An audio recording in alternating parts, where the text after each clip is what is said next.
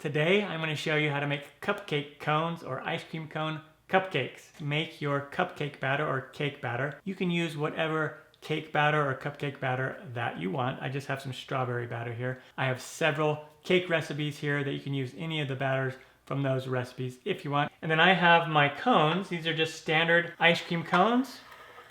And I just put them in this muffin pan and get some batter.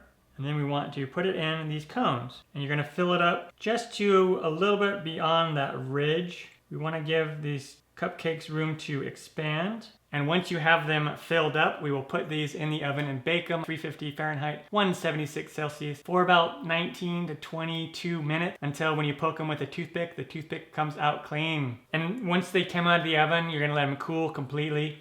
And then I'm just going to come in here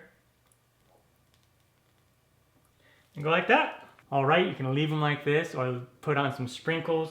And then I'm just gonna cut right down the middle here. And look at that. Look how it looks like on the inside. Take a big bite.